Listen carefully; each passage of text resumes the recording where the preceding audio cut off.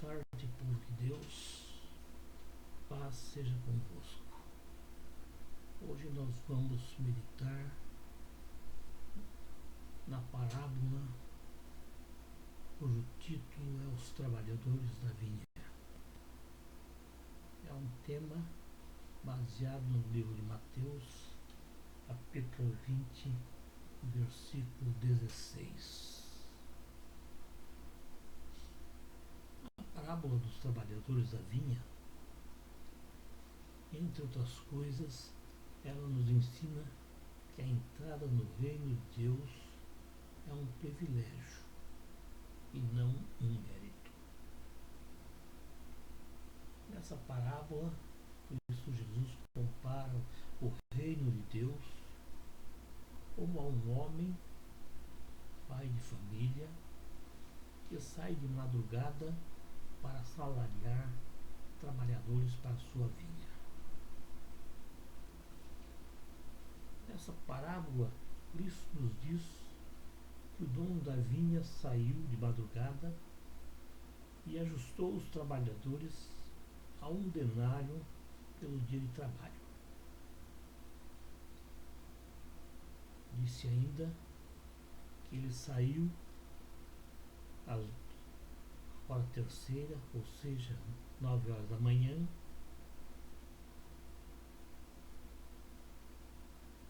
ajustando também trabalhadores, e a esses lhe prometeu pagar o que fosse justo. Saindo novamente, a hora 1 décima, encontrou outros trabalhadores. Estavam ociosos e perguntou-lhes: por que estáis ociosos o dia todo? Então lhe respondeu: porque ninguém nos assalariou. Então os mandou para a sua vinha e disse-lhes: recebereis o que for justo. Essa hora 1 décima era 5 horas da tarde, ou seja, praticamente terminando o dia. Ao final do dia de serviço, esse homem, o dono da vinha, ordenou que se lhe pagasse o salário, começando pelos últimos até os primeiros. E assim foi feito. Ao receberem seus salários, os primeiros murmuraram, porque se acharam injustiçados, achando que deveriam receber mais, pois aqueles que trabalharam apenas 1 hora receberam tanto quanto eles que ficaram expostos ao sol o dia todo. Quando argumentaram com o dono da vinha, este lhes respondeu: amigo, não te faço injustiça, pois estou pagando a você aquilo que havia tratado no momento em que te contratei. Ele falou que ia pagar 1 denário pelo trabalho e pagou 1 denário pelo trabalho. Portanto, toma o que é teu e retira-te, porque aquilo que me pertence faço como quiser. E eu quero dar a esses últimos tanto como a ti. Nessa parábola, podemos tirar algumas conclusões. É lógico que todas as pessoas que lerem a história vão entender perfeitamente o que aconteceu. Mas existem outras conclusões que devem ser tiradas dessa parábola, que nos servem de advertência para a nossa vida cotidiana, para o nosso dia a dia. A primeira coisa que ela nos ensina e que Deus quer que a gente venha praticar, e eu costumo dizer isso muitas vezes nas minhas pregações, que toda a história bíblica tem 2 verdades. A primeira verdade é aquela que a pessoa lê. Ela lê Ela entende, ela sabe o que aconteceu, se foi um milagre, se foi uma bondade, o que aconteceu ela vai saber. Essa é uma verdade para aumentar a fé daqueles que leem. Porque a fé vem pelo ouvir e ler a palavra de Deus. Mas a outra verdade, nem todo mundo entende, nem todo mundo vê, nem todo mundo consegue enxergar. Eu costumo falar que é um pano de fundo. Sim. Porque está por trás da história contada. Então vamos ver o que nós podemos verificar isso daí. Primeira coisa que Deus quer que a gente venha a entender, que comece a praticar no nosso dia a dia, é que nós não devemos nos considerar superior a ninguém. Não importa que você tenha um emprego ou um cargo de sucesso. Perante Cristo Jesus, somos todos iguais. E Ele espera que trabalhemos dentro daquilo que nos é dado por Ele, utilizando nosso tempo, nossos dons, nossas forças, nosso dinheiro e principalmente o nosso amor. Então, não somos melhores do que ninguém, não somos superior a ninguém. A segunda coisa que Cristo quer que a gente entenda nessa parábola é que nós devemos compartilhar do anseio de Deus em oferecer a sua graça a todos. Esse foi verdadeiramente o princípio utilizado pelo dono da vinha. Se aqueles primeiros necessitavam ganhar para o seu sustento, esses últimos também precisavam dar a todos o mesmo salário, embora uns tenham trabalhado menos tempo que os outros. Porém, aqueles devem ter sido diligentes e esforçados, procurando compensar a bondade do dono da vinha que os contratou, embora restasse apenas 1 hora para encerrar a jornada, uma jornada de um dia de trabalho. Então, irmãos, se a pessoa se torna uma pessoa capaz, ela é esforçada e ela com seu trabalho procura compensar os nossos anseios, por que não lhe compensar? É isso que Deus faz. Ele oferece a todos as mesmas coisas, as mesmas condições. Nós somos os únicos responsáveis em assumir o papel que Deus quer que nós assumamos. Uma outra coisa que Deus quer que a gente pratique no dia a dia é evitar o espírito da inveja.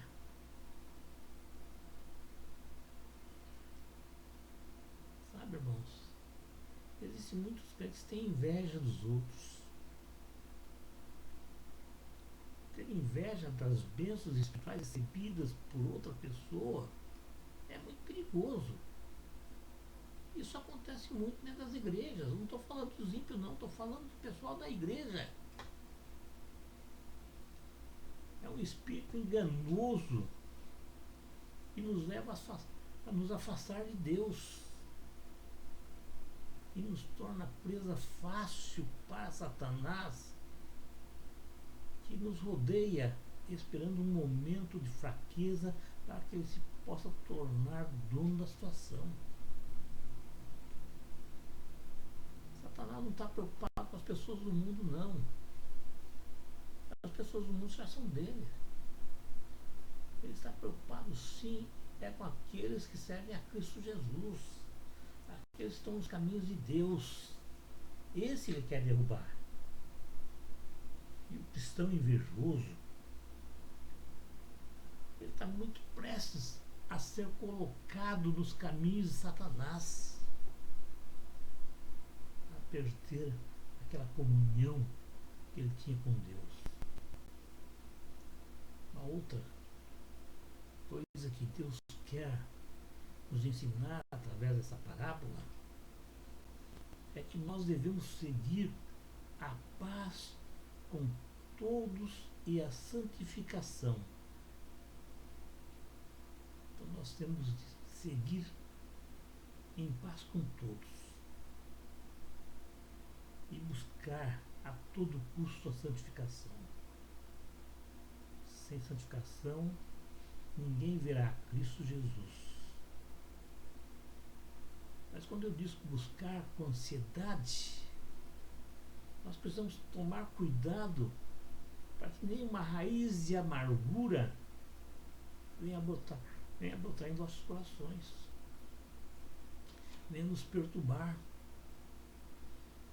e através delas venhamos a contaminar muitas pessoas. Mas o que é o espírito de amargura? O espírito de amargura são atitudes caracterizadas por animosidade, por ressentimento intenso, que podem brotar em nossos corações e nos desviar da submissão humilde da vontade de Deus e não permitir que entramos na presença dele em oração e em adoração verdadeira. E com essas coisas, irmãos, com essas atitudes, podemos contaminar muitos que estão à nossa volta, levando-os a se corromper.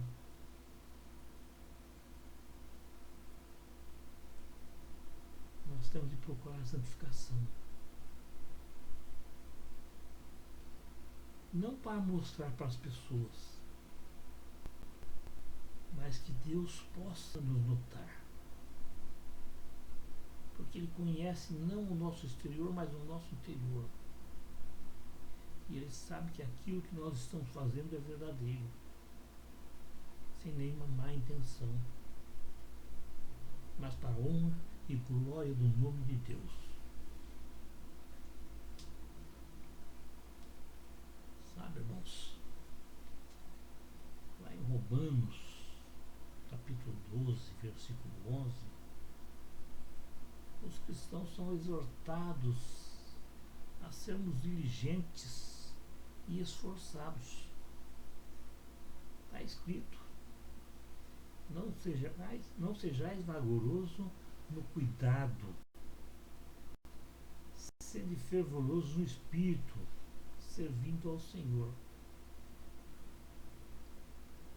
Então nossa missão nessa terra é servir a Deus e não servir a nós mesmos. Isso foi claro. Ele falou que ele não veio para ser servido, ele veio para servir. Infelizmente, após essa demonstração, muitas vezes somos relapsos ao servir a Deus. Muitas vezes deixamos para depois o que poderíamos ter feito ontem. Muitas vezes somos preguiçosos ao servir, somos preguiçosos no ensinar, preguiçosos no amar, esquecendo que servir a Deus de todo o nosso coração não depende de título nenhum, não depende de sabedoria humana, depende apenas de uma vontade verdadeira que brota em nossos corações, inspirado pelo Espírito Santo, que o verdadeiro testemunho do cristão não está no frequentar uma igreja ou ter um determinado cargo, mas sim no proceder diário ante a sociedade e as pessoas que nos cercam. E que adianta você na igreja ser um santão e fora dela ser um diabão? Que adianta você ser bonzinho na igreja e ser um demônio na sua casa?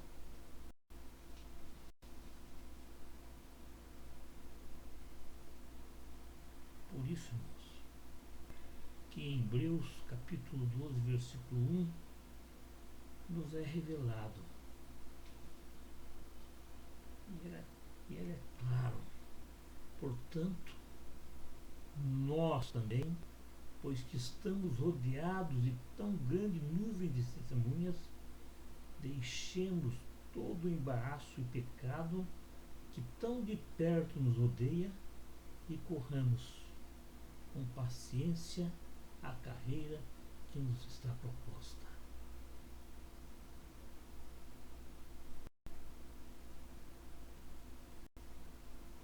Em outras palavras,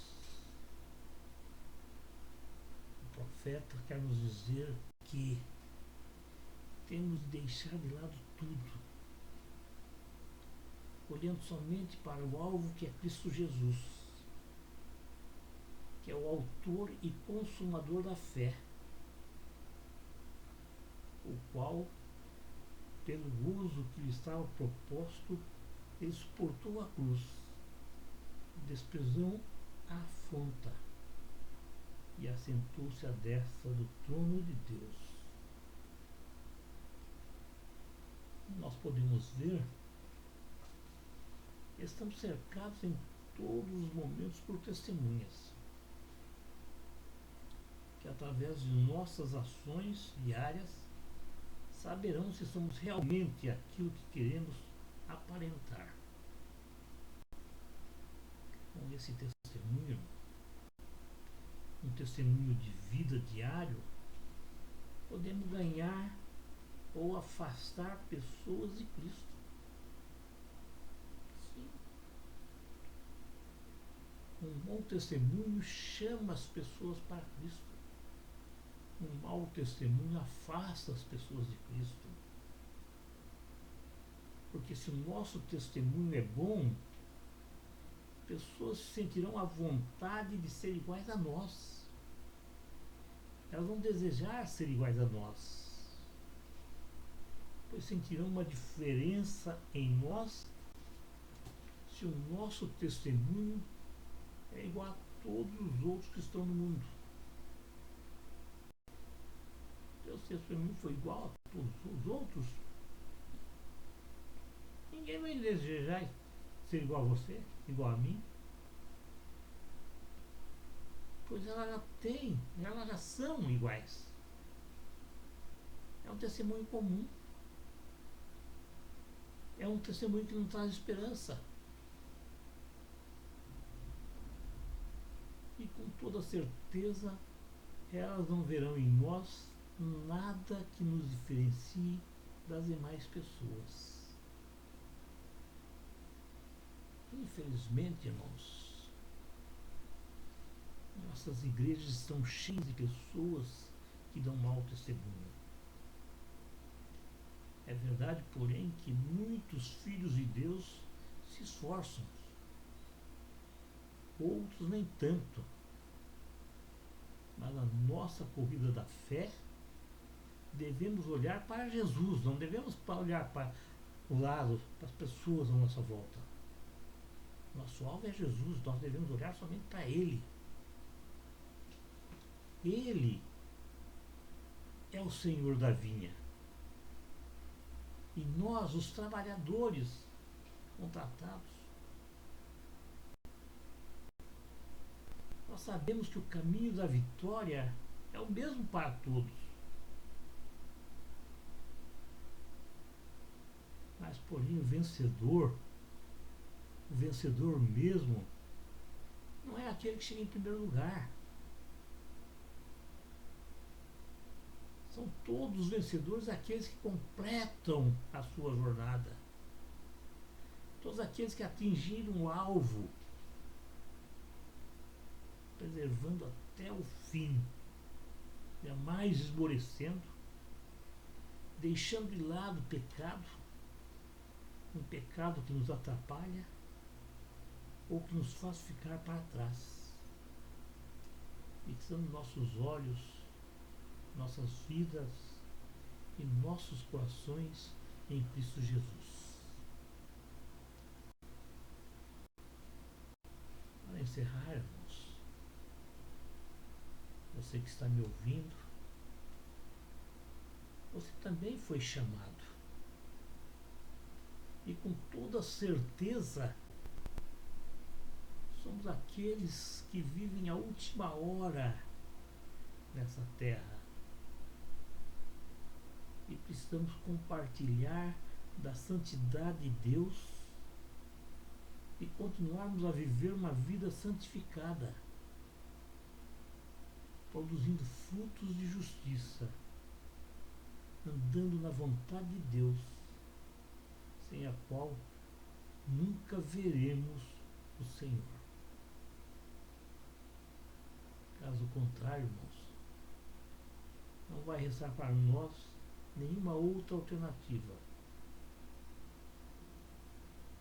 se não olharmos, não chegarmos até o fim de nossa carreira, atingindo o alvo que é Cristo Jesus, com toda certeza, só restará para nós a condenação eterna, juntamente com esse mundo que nos rodeia. Amém.